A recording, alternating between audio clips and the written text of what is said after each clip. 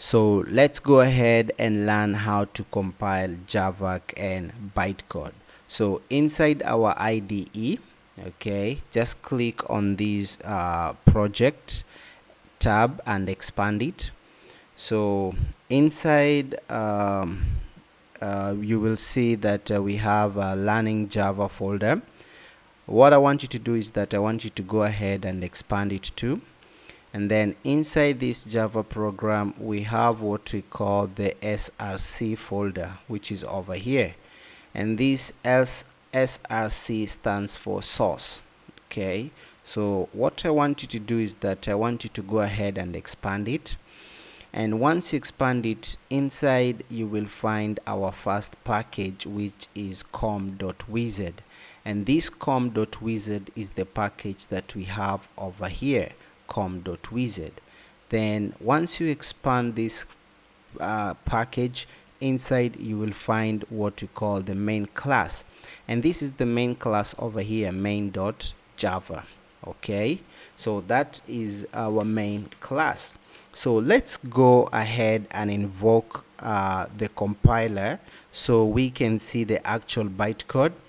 Okay, let's go ahead and invoke the compiler so we can see the actual bytecode, which we will take this bytecode and feed it inside our JVM.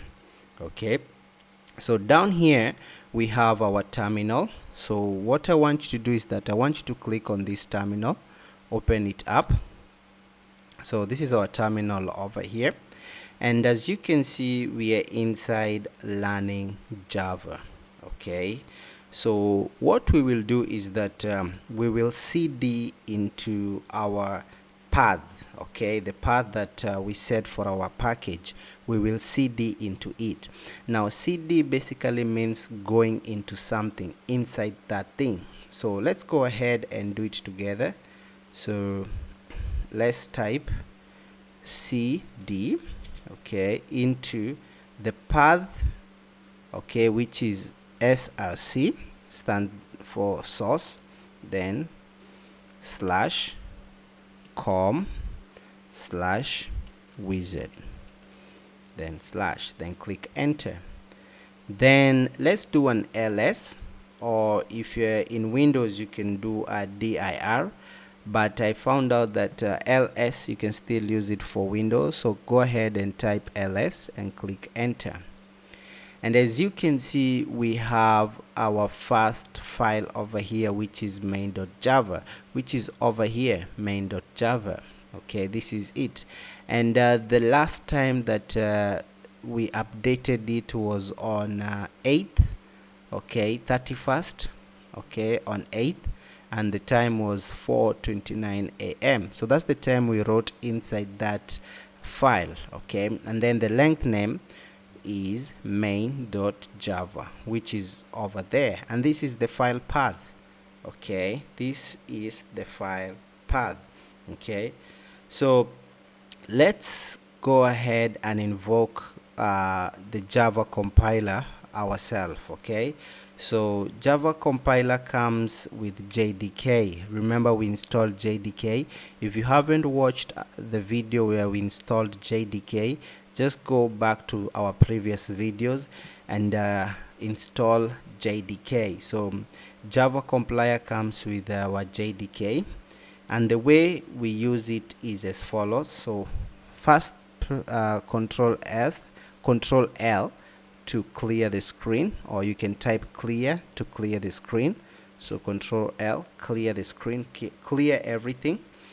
Then after that, the way we invoke Java compiler is by saying Java. Just let's type together Java, then C. So this is Java. Okay, Java. Okay, then press space, and then what we want to compile. So that it's gonna be main.java. So that's what we want to compile. So go ahead and click enter, and as you click enter, let's do an ls and then press enter. So as you can see, we have two files here. The first file is main.class. This is the recent file that has been created just now, and then the previous one was main.java. Okay, and as you can see, we have a pop-up over here. There is a pop-up file that appears over here, this one, main.class, and this main.class is the one that we have created down here, main.class. So let's go ahead and double click on it. Okay, and as you can see, this file is basically a source code that was recreated from .class file by our IDE. The reason why I'm saying that is because the file is the same as our main file. Okay, it's the same. So you can see package.com public.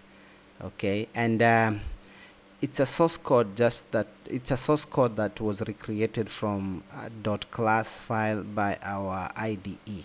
Okay, then it is powered by Funflower decompiler. Now this Funflower, basically what it does is that it's reading the bytecode and transforming it into Java code. So it reads the bytecode and transforms it into Java code. So let's go ahead and see the actual file. So just go ahead and just close this and then click on view, and then let's go to show bytecode. Okay, we want to see the bytecode file, so go ahead and click the bytecode. So this is the bytecode over here. So this bytecode over here, we might not understand this, what is written over here, but the JVM understands everything clearly.